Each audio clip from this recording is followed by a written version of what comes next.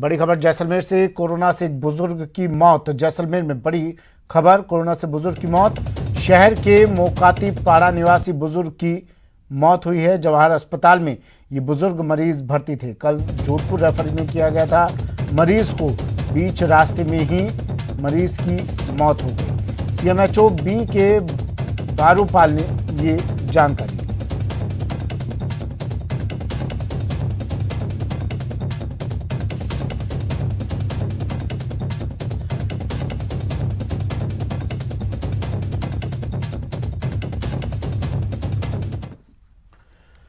अस्पताल और बवाल का एक दूसरे से बड़ा गहरा नाता है। शायद ही कोई दिन हो जब अस्पताल से बवाल की खबरें नहीं आती हों, लेकिन बीकानेर के अस्पताल में मचे बवाल की वजह बिल्कुल जुदा थी। गौर कीजिए और ध्यान से सुनिए। जब विश्वास का गला घुटता है तो वह आक्रोश ऐसे ही फूटता है। अगर वो निकले तो वो मरे, वो क्या नहीं, मेरे के पीछे कोई दूसरा नहीं हो। जनता जवाब चाहती है, इधर उधर की बात नहीं, सिर्फ जवाब, और उस कसूरवार के खिलाफ ठोस कार्रवाई जिसने उनकी जान जोखिम में डाल दी। हमने जो कोई नहीं है सर, यहाँ दही दोरी यहाँ का कंप्यूटर ऑपरेटर बहुत धन्यवाद है। सर आपका पहली बार इसको वापस ले देते हैं। आज की थी वो मैडम आने में ही है बस, मेरी बात हो गई। जी हाँ, कुर्सी पर काबिज जिम्मेदार को हालात की गंभीरता समझाते, उससे जवाब मांगते लोग और उन्हें समझाने बुझाने में छूटते साहब के पसीने। तस्वीरें बीकानेर के सरकारी अस्पताल की है, जहां मरीजों का इलाज कर रहे एक डॉक्टर की रिपोर्ट पॉजिटिव आई है। लेकिन बावजूद इसके डॉक्टर ने जो किया उसने सबको सन्न कर दिया। बड़े विडम्बना की बात है कि यहाँ पर डॉक्टर अनंत गोयल जो कि यहाँ पर मरीजों को देखे थे, वो परसों जांच करवाई थी और कल खुद पॉजिटिव आ गए। तो देखिए कि वो पॉजिटिव थे तो एक बात है, कितने मरीज उनके संक्रमित हुए और कितने शायद आएंगे। जैसे ही मरीज और उनके परिजनों को डॉक्टर अनंत गोयल की रिपोर्ट कोरोना पॉजिटिव आने की सूचना मिली, उनके पांव तले जमीन खिसक गई। मरीजों और परिजनों ने अस्पताल में जमकर हंगामा किया। इसलिए हमारा सबका बड़ा रोष ये है कि जब तक सीएमएचओ साहब यहाँ नहीं आएंगे और स्थायी रूप से यहाँ डॉक्टर की व्यवस्था नहीं करेंगे, तब तक यहाँ ना तो स्टाफ को हम जाने देंगे और ना ही हम खुद यहाँ से जाएंगे। मरीजों का आक्रोश वाजिब था, क्योंकि जांच रिपोर्ट आने तक संदिग्ध से घर में रहने की उम्मीद की जाती है। बहरहाल बवाल बढ़ा तो सीएमएचओ साहब को आगे बढ़कर मोर्चा थामना पड़ा। साहब ने कहा कि डॉक्टर अनंत गोयल ने सिर्फ मरीजों का इलाज ही नहीं किया, बल्कि चिकित्सा विभाग की हर मीटिंग में हिस्सा भी लिया। इसलिए विभाग ने डॉक्टर गोयल को कारण बताओ नोटिस जारी किया है।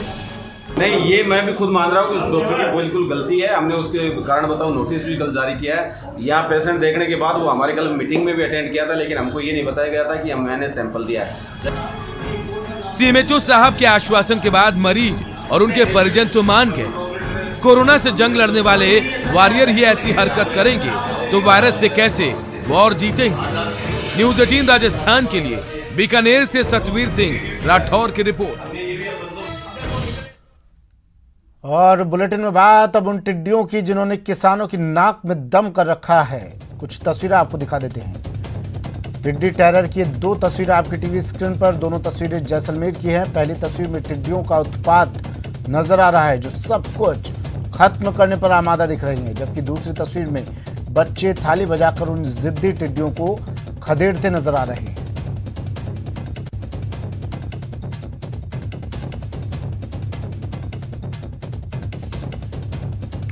जैसलमेर बॉर्डर पर टिड्डियों का बड़ा हमला हुआ है। करोड़ों की संख्या में टिड्डी दल यहां जमा हुआ है, जिससे किसान हलकान हैं। उन्हें खेतों में खड़ी अपनी ग्वार की फसलों के नुकसान की चिंता सता रही है।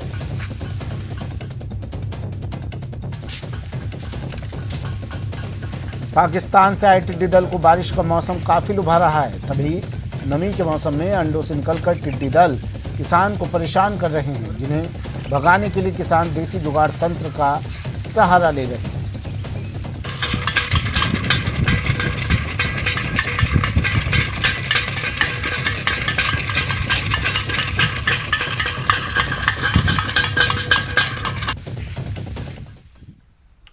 और अब एक ऐसी खबर जो हैरान करती है, परेशान करती है, जिन पर जनता की सुरक्षा की जिम्मेदारी है, वर्दीधारी जो हर किसी की हिफाजत के लिए हर वक्त तैयार रहते हैं, वो खुद किस कदर खौफ के साए में जी रहे हैं, ये तस्वीरें चीख चीख कर उसे बयां कर रही है। देखिए कोटा के रामपुरा कोतवाली पुलिस थाने की जर्जर हो चुकी नए दरवाजा पुलिस चौकी को। छत टूटकर गिर रही है और चौकी में ड्यूटी करने वाले इन पुलिस वालों को हर वक्त खतरे के साए में रहना पड़ता है। अपनी जान जोखिम में डालकर ड्यूटी कर रहे हैं। कई बार पुलिस चौकी की छत का मलबा गिर चुका है, लेकिन आज तक किसी अधिकारी ने इस जर्जर चौकी की सुध नहीं ली, जैसे शायद किसी बड़े हादसे का इंतजार है। 10 साल से ऐसे जर्जर हालात में है ये चौकी। न जाने कब इसकी सूरत संवरेगी और कब बेखौफ होकर यहाँ अपनी ड्यूटी करेंगे पुलिस वाले।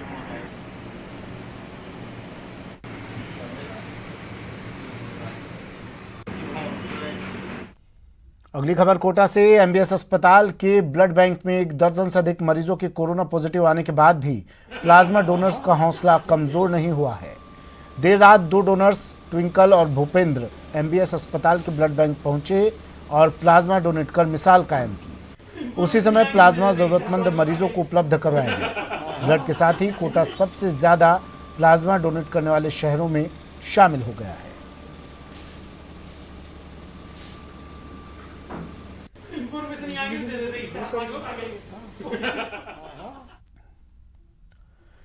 करोड़ों की कमाई करने वाला आमेर महल कोरोना काल में सैलानियों के बिना तरस रहा है, जिससे आमेर की कमाई घटकर अब लाखों में रह गई है।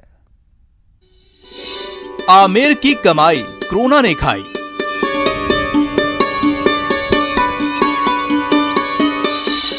सैलानियों ने महल से दूरी बनाई। करोड़ों की कमाई लाखों में आई।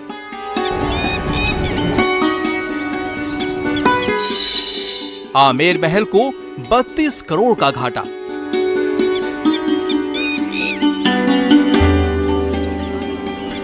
कोरोना से पहले ऐसे ही आमेर महल के दरो दीवार का दीदार करने वालों की लंबी कतार हुआ करती थी। सैलानियों से आमेर का किला गुलजार रहता था, लेकिन कोरोना काल में बिना सैलानी सब सुना सुना है। इसके साथ ही आमेर महल में टिकटॉक से पिछले साल 40 करोड़ की कमाई घटकर इस साल सिर्फ 8 करोड़ रह गई है। पिछले साल सिर्फ टिकट से 40 करोड़ से ज्यादा की कमाई करने वाला आमेर महल इस बार पर्यटकों के लिए तरस रहा है। 40 करोड़ की कमाई करने वाला ये आमेर महल आप देख सकते हैं कि यहाँ पर जो पर्यटकों की तादाद है वो 1000 तक पहुंचने में जून से लेकर के अगस्त तक का वक्त लग गया है। और आलम यह है कि पूरे साल भर में अगस्त तक महज 8 करोड़ की कमाई हुई है। और इन 8 करोड़ की कमाई में भी शुरुआती जनवरी, फरवरी और मार्च के महीने शामिल हैं, जब कोरोना की दस्तक नहीं हुई थी। कोरोना की दस्तक के साथ दहशत में इजाफा हुआ और आमेर की कमाई घटकर अब लाखों में रह गई है।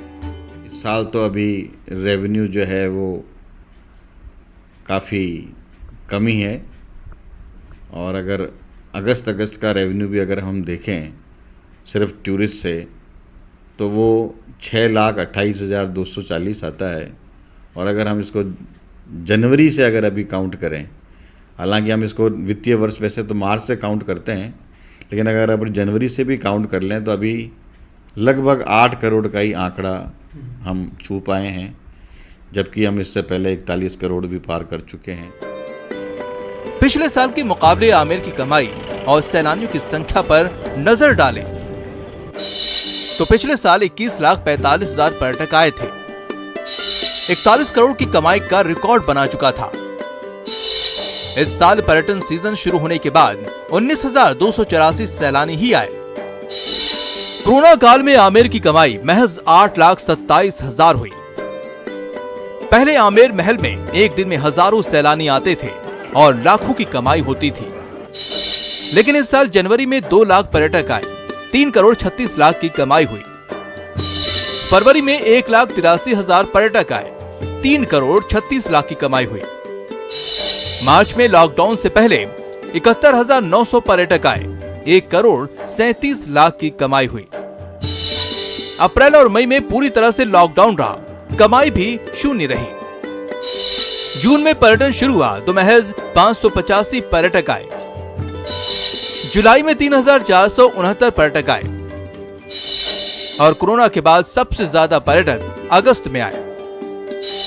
अगस्त में 15,230 तक पहुंची और कमाई 6,28,000 हुई। न जाने कब इस नुकसान की भरपाई होगी, न जाने कब आमेर महल एक बार फिर सैलानियों से गुलजार होगा। फिलहाल तो बस सैलानियों का बेसब्री से इंतजार है।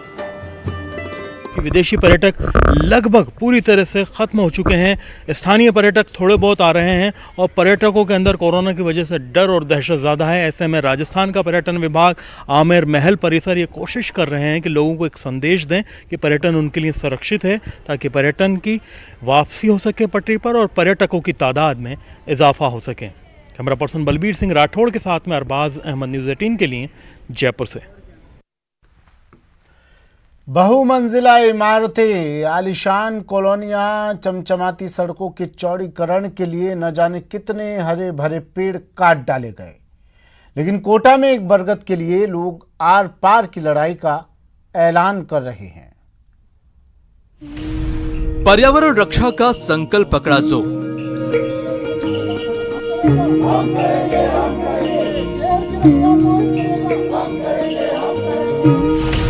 कोटा वासियों ने कसी कमर।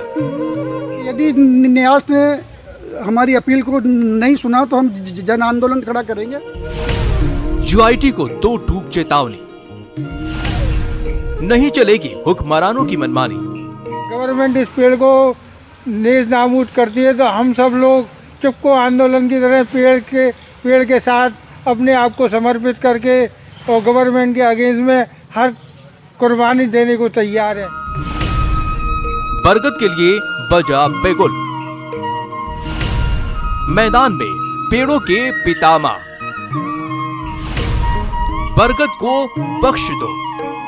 गवर्नमेंट इस पेड़ को नेज नाबूद करती है तो हम सब लोग चुपको आंदोलन की तरह पेड़ के साथ अपने आप को समर्पित करके और गवर्नमेंट के अगेंस्ट में हर कुर्बानी देने को तैयार है। जिस पेड़ के लिए लोग आर पार की लड़ाई का ऐलान कर रहे हैं, उसकी पहचान शहर के सबसे पुराने पेड़ भर की नहीं है। इस बरगद की जड़ें लोगों की यादों से जुड़ी हैं, वो भी इतनी गहरी कि ये बरगद कोटा वासियों के वजूद का हिस्सा बन चुका है। तभी तो शहर के विकास के लिए इसकी बलि का लोग कड़ा विरोध कर रहे हैं। पेड़ बरगद का पेड़ जो 200 साल से भी ज़्यादा पुराना है, इसको करीबन उन्होंने 20% से भी ज़्यादा काट दिया है और जो साइड की डालियों पे वो टिका हुआ था उनको करीब पूरा काट चुके हैं वो लोग, और ये पेड़ को पूर्ण रूप से काटने की तैयारी वहाँ चल रही थी। अब बरगद के लिए बजे बिगुल की वजह समझिए। यूआईटी कोटा झालावाड़ रोड पर आवासीय कॉलोनी विकसित कर रहा है। हरे भरे पेड़ों की वजह से ये मुमकिन नहीं हो रहा, जिसके लिए 200 साल पुराने बरगद को काटने की तैयारी है। पेड़ अपने आप में ऑक्सीजन का बहुत बड़ा सोर्स है और हम ऑक्सीजन की फैक्ट्री को नष्ट कर रहे हैं। थके हारे राहगीरों को ठंडी छांव देने वाला, बंदरों और बोरों को बसेरा मुहैया कराने वाला बूढ़ा बरगद शायद गुमनाम अंजाम के लिए तैयार भी हो चुका था, लेकिन समाज को यूआईटी के इरादों की भनक लग गई और वो इसे बचाने के लिए खम ठोक कर मैदान में खड़े हो गए। और ये यूआईटी बलि के बकरे की तरह चारों तरफ पेड़ों को जो है कटवा रही है, उसके लगाने की कोई व्यवस्था नहीं है, देखभाल की कोई व्यवस्था नहीं है। ये पेड़ों के पितामह से कोटा वालों का प्यार ही तो है कि वो इसकी गोद में ठंडी हवा के साथ शीतल छांव का आनंद लेते हैं। शायद तभी कोटा वासियों ने नया नारा दिया है, सबको होश में लाना है, पर्यावरण बचाना है। न्यूज़ 18 राजस्थान के लिए कोटा से अर्जुन अरविंद की रिपोर्ट।